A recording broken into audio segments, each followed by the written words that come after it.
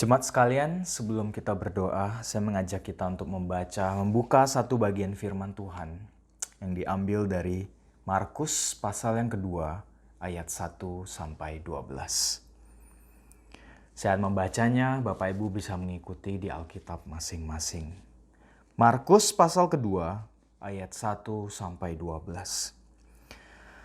Kemudian sesudah lewat beberapa hari, waktu Yesus datang lagi ke Kapernaum, tersiarlah kabar bahwa ia ada di rumah. Maka datanglah orang-orang berkerumun sehingga tidak ada lagi tempat, bahkan di muka pintu pun tidak. Sementara ia memberitakan firman kepada mereka. Ada orang-orang datang membawa kepadanya seorang lumpuh, digotong oleh 4 orang. Tetapi mereka tidak dapat membawanya kepadanya karena orang banyak itu. Lalu mereka membuka atap yang di atasnya. Sesudah terbuka mereka menurunkan tilam tempat orang lumpuh itu terbaring. Ketika Yesus melihat iman mereka, berkatalah ia kepada orang lumpuh itu, "Hai anakku, dosamu sudah diampuni." Tetapi di situ ada juga duduk beberapa ahli Taurat. Mereka berpikir dalam hatinya, "Mengapa orang ini berkata begitu? Ia menghujat Allah. Siapa yang dapat mengampuni dosa selain daripada Allah sendiri?" Tapi Yesus segera mengetahui dalam hatinya bahwa mereka berpikir demikian. Lalu ia berkata kepada mereka, "Mengapa kamu berpikir begitu dalam hatimu? Manakah yang lebih mudah mengatakan kepada orang lumpuh ini, 'Dosamu sudah diampuni,' atau mengatakan, 'Bangunlah, angkatlah tilammu dan berjalan'? Tetapi supaya kamu tahu bahwa di dunia ini Anak Manusia berkuasa mengampuni dosa, berkatalah ia kepada orang lumpuh itu, 'Kepadamu kukatakan, bangunlah, angkatlah tempat tidurmu, dan pulanglah ke rumahmu.' Dan orang itu pun bangun, segera mengangkat tempat tidurnya, dan pergi keluar di hadapan orang-orang itu. Sehingga mereka semua takjub, lalu memuliakan Allah, katanya, 'Yang begini belum pernah kita lihat.'" Demikianlah pembacaan firman Tuhan. Bapak Ibu, mari kita berdoa. Bapa, di pagi hari ini kami datang untuk mendengarkan kebenaran firman-Mu. Bapa, kami berdoa kiranya Engkau buka mata hati pikiran kami. Kami berdoa kiranya Roh Kudus-Mu bekerja di dalam setiap hidup kami. Bantu hamba-Mu yang lemah ini untuk bisa memberitakan firman-Mu dengan setia, dengan benar, dan dengan penuh kuasa. Di dalam nama Tuhan Yesus, Tuhan dan Juru Selamat kami yang hidup, kami berdoa. Amin. Bapak Ibu, hari Senin kemarin saya tiba-tiba menerima reminder dari kalender HP saya bahwa saya seharusnya sedang berada di Bandung untuk meeting dengan salah satu rekan pelayanan di sana. Di tengah kesibukan dan perubahan hidup yang begitu tiba-tiba, saya sama sekali lupa akan hal tersebut. Saya tidak tahu bagaimana dengan hidup saudara saat ini, tapi dalam 2 minggu terakhir ini, hidup manusia begitu banyak berubah. Perubahan terjadi begitu cepat, seperti mimpi. Sudah 3 minggu lebih anak-anak saya tidak masuk sekolah. Sudah hampir 3 minggu saya tidak bertemu dengan jemaat sekalian. Sekolah ditutup, kantor ditutup, gedung gereja pun ditutup. Rutinitas hidup kita berubah begitu cepatnya karena wabah COVID-19 ini. Bapak Ibu, bukan hanya rutinitas, tapi juga ada terjadi pergeseran prioritas. Hal yang dulunya mungkin bagi kita merasa kurang penting, tapi sekarang menjadi penting. Kenapa? Karena konteks hidup kita tiba-tiba berubah. Saya yakin sekarang tidak banyak lagi dari kita yang masih memikirkan, Lebaran ini mau liburan kemana? Yang siswa saya yakin dulu mungkin kalian malas pergi sekolah, tapi sekarang udah kangen banget sama sekolah. Dulu siapa sih yang mau beli masker? Siapa yang mau beli hand sanitizer?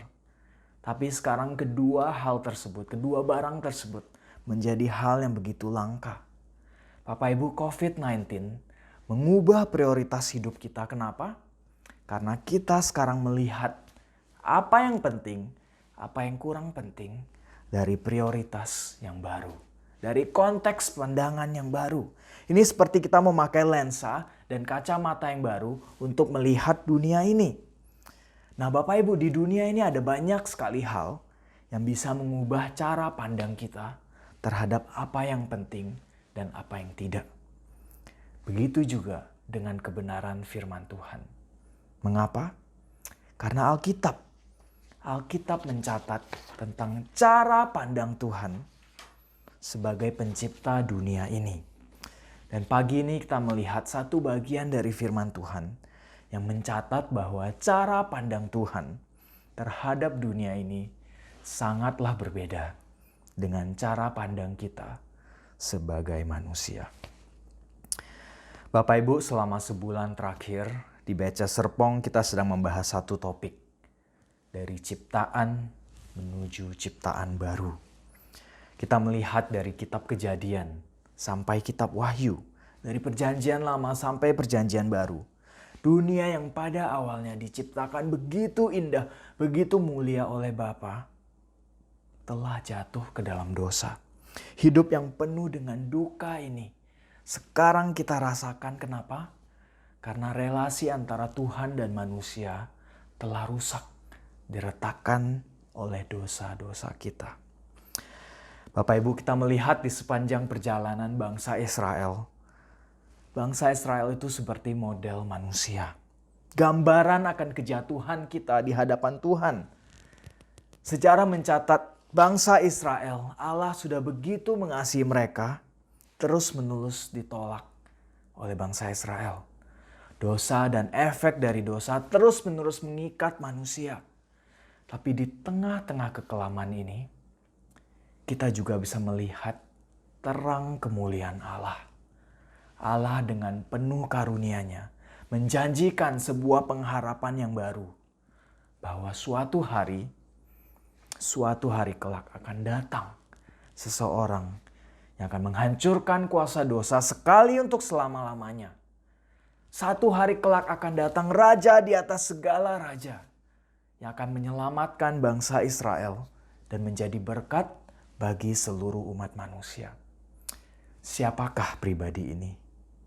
Bapak Ibu, sampai ke akhir perjanjian lama, dicatat bahwa bangsa Israel masih menanti-nantikan datangnya juru selamat itu. Dan di bagian firman Tuhan yang baru saja kita baca, itu dicatat awal mula pelayanan kehidupan dari seorang pribadi yang bernama Yesus. Bapak Ibu, sejak awal pelayanan Tuhan Yesus, Markus mencatat bahwa orang-orang mulai sadar bahwa Yesus bukanlah orang biasa. Yesus mengajar dengan penuh kuasa.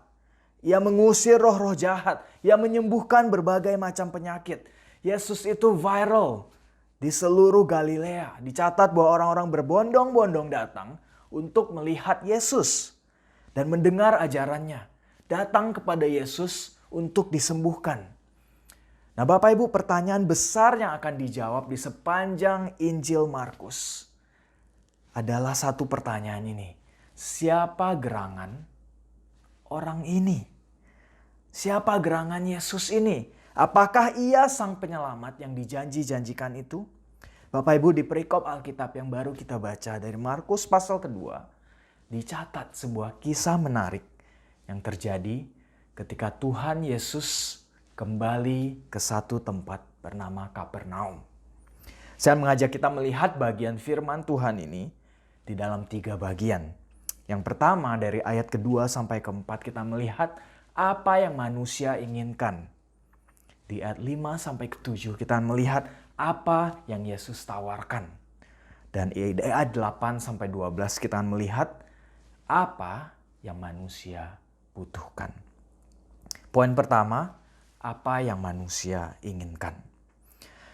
Di perikop yang baru saja kita baca, di ayat kedua dicatat bahwa ada seorang lumpuh yang ingin bertemu dengan Yesus. Tapi karena banyaknya orang-orang berkerumun di sekitar Yesus, orang lumpuh ini tidak bisa masuk. Dan saking ramainya dicatat bahwa di muka pintu pun ada begitu banyak orang-orang sehingga dia tidak bisa masuk.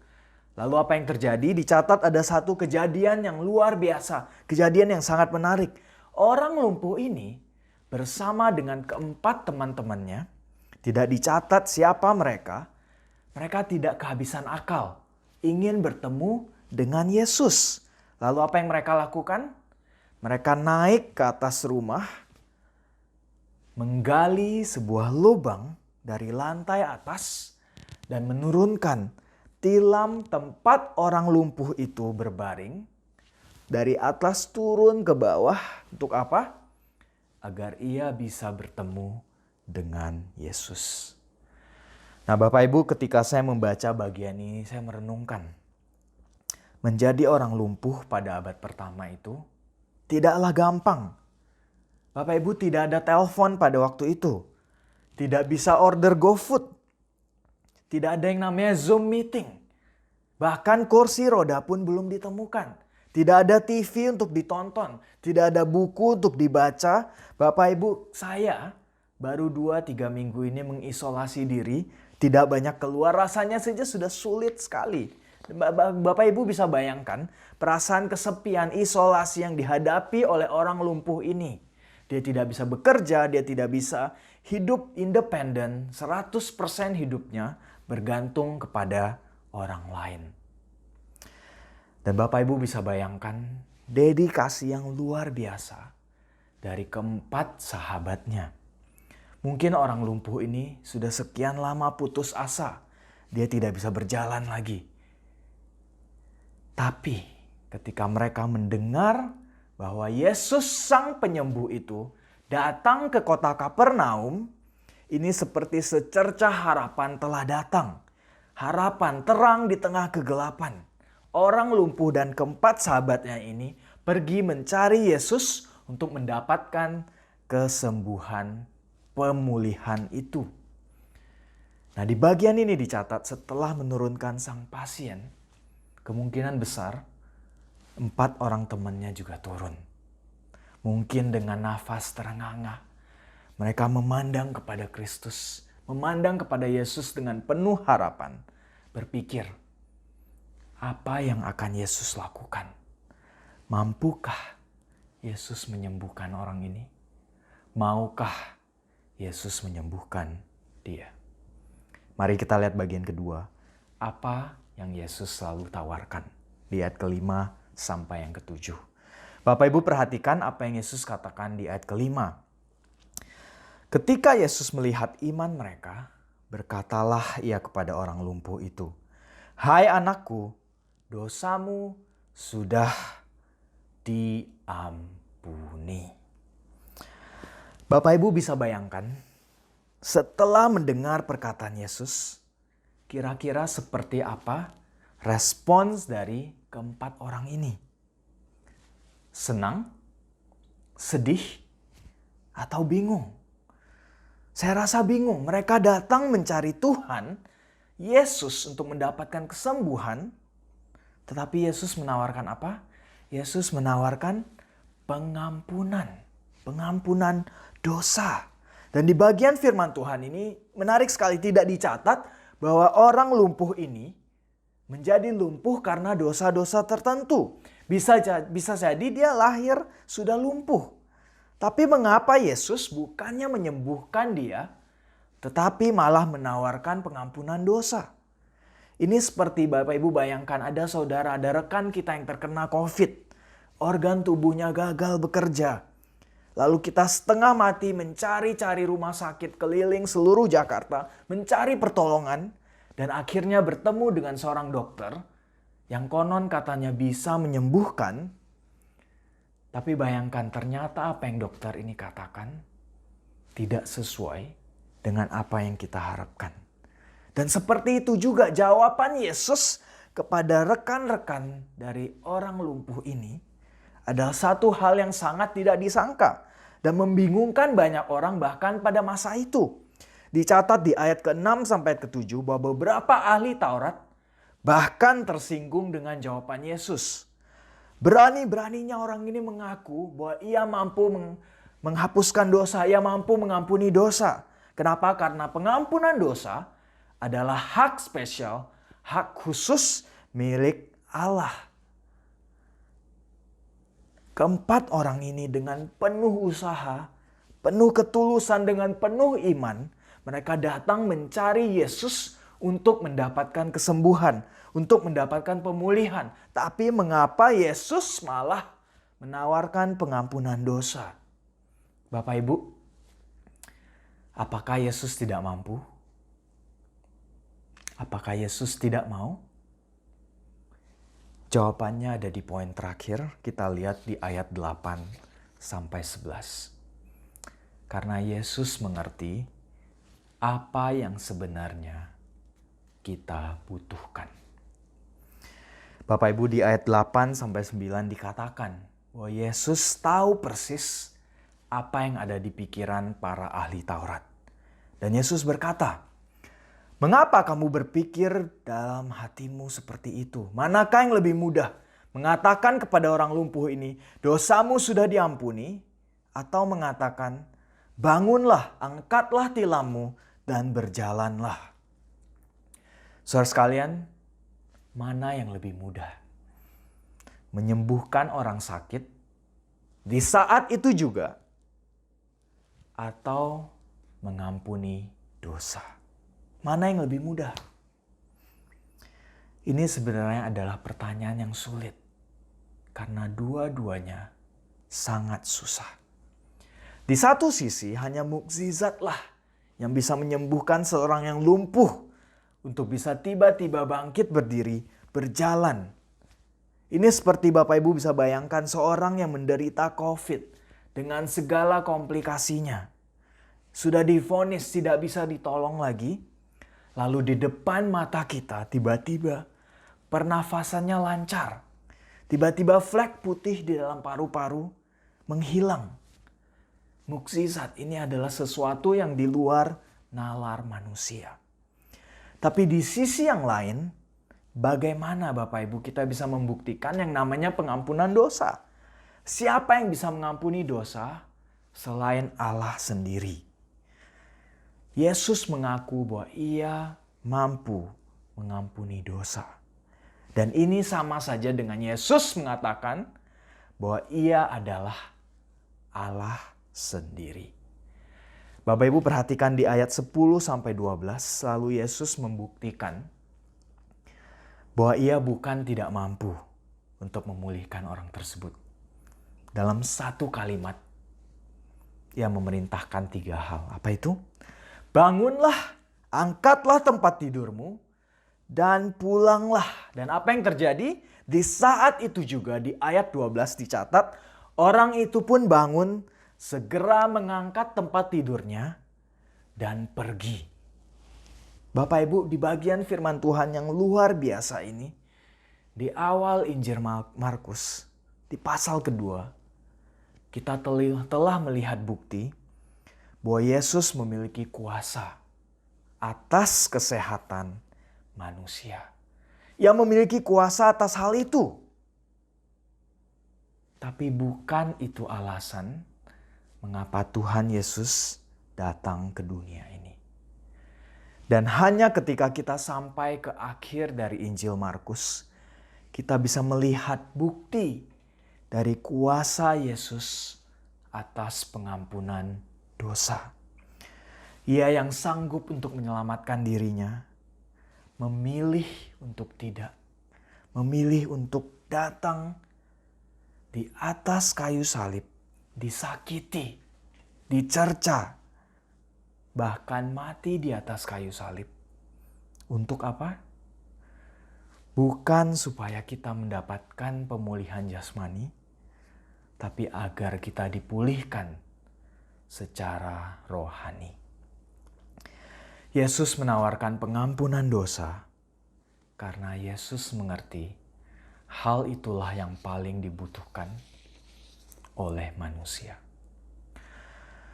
Bapak Ibu, sama seperti orang lumpuh ini dan keempat sahabatnya, di dalam kehidupan kita ada banyak sekali hal-hal yang bersaing untuk menjadi prioritas utama dalam hidup kita. Sebelum datangnya wabah COVID ini, mungkin kita disibukkan oleh karir-karir kita, mencari ketenaran, mencari kesuksesan dalam hidup ini, dan hidup kita disibukkan oleh hal-hal tersebut. Tapi ketika wabah COVID-19 datang, pandangan kita berubah. Kita mulai sadar bahwa kesehatan kita jauh lebih penting dari apapun juga. Bapak Ibu, hal-hal yang saya sebutkan itu adalah hal yang baik, tidak ada yang salah. Tapi Tuhan Yesus Kristus melihat jauh lebih dalam daripada itu. Jauh daripada sekedar kesuksesan, kekayaan, ataupun kesehatan manusia. Tuhan Yesus tahu bahwa bukan hanya bagi orang lumpuh ini, tapi juga bagi saudara dan bagi saya, kesehatan bukanlah kebutuhan paling utama bagi kita sebagai manusia, tapi pengampunan dosa. Itulah alasan mengapa Tuhan Yesus datang ke dunia ini. Bapak Ibu percayalah kalau Tuhan Yesus mau, hanya dengan satu kata, hanya dengan satu kalimat, segala penyakit bisa disembuhkan. Ia telah membuktikannya dengan menyembuhkan orang lumpuh ini. Tapi Tuhan Yesus datang ke dunia ini bukan untuk hal tersebut. Di Markus pasal pertama ayat 38 dicatat, ketika orang berbondong-bondong datang mencari Yesus untuk mendapatkan kesembuhan, perhatikan apa yang Yesus katakan. Jawabnya, marilah kita pergi ke tempat lain, ke kota-kota berdekatan, supaya di sana juga aku memberitakan Injil. Karena untuk itu aku telah datang. Tuhan Yesus datang untuk memberitakan Injil. Memberitakan kabar sukacita itu, bahwa pengampunan dosa telah ditawarkan kepada setiap kita yang percaya kepadanya. Bapak Ibu, di akhir dari kisah di Markus pasal kedua ini, di ayat 12, dicatat bahwa mereka semua takjub. Mereka berkata, yang begini belum pernah kita lihat. Bapak Ibu, pertanyaan penting yang saya ingin tanyakan pagi hari ini. Apakah hal ini juga membuat kita takjub? Beberapa bulan terakhir ini saya takjub. Takjub kepada apa? Saya melihat perkembangan COVID-19 ini dan saya takjub. Virus kecil yang begitu kecil tidak bisa dilihat oleh mata manusia. Yang pada awal mulanya diremehkan oleh banyak orang, hanya dalam jangka waktu 1-2 bulan menghancurkan perekonomian dunia. Dunia kehilangan ratusan triliun rupiah. Puluhan ribu nyawa telah melayang. Apakah ini menakjubkan? Iya. Apakah ini mengagetkan? Seharusnya tidak. Kalau kita mengerti kebenaran firman Tuhan. Sebenarnya Bapak Ibu, tidak ada hal baru yang ditunjukkan oleh COVID-19 ini. Apa yang virus COVID-19 ini lakukan kepada dunia ini adalah membuka mata kita untuk melihat keadaan dunia kita yang sebenarnya. Dunia yang telah kehilangan harapan. Dunia yang telah jatuh ke dalam dosa. Dunia yang memerlukan pertolongan dari Tuhan. Itu adalah dunia yang sama sejak Kejadian pasal ketiga sampai ke masa di mana Tuhan Yesus datang. Satu hal yang paling menakjubkan telah terjadi. Ketika Tuhan Allah kita datang ke dunia yang berdosa ini untuk menyelesaikan masalah terbesar manusia. Bapak Ibu, Tuhan Yesus menawarkan pengampunan bagi kita.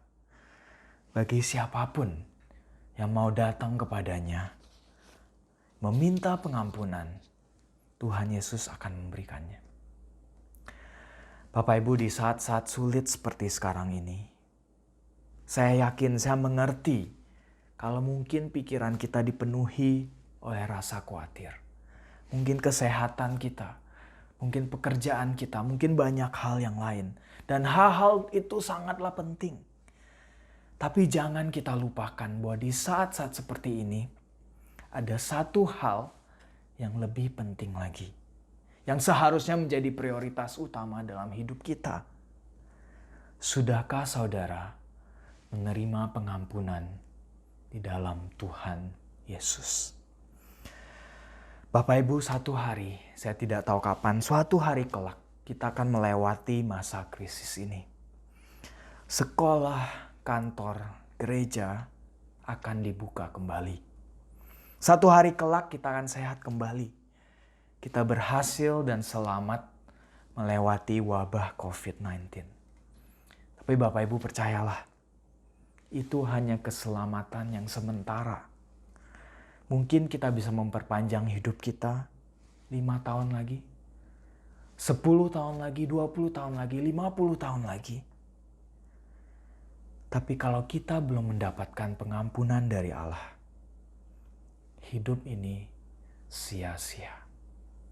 Kenapa? Karena pengampunan dari Allah itu kekal adanya. Bapak Ibu, di awal minggu ini banyak dari kita yang kehilangan.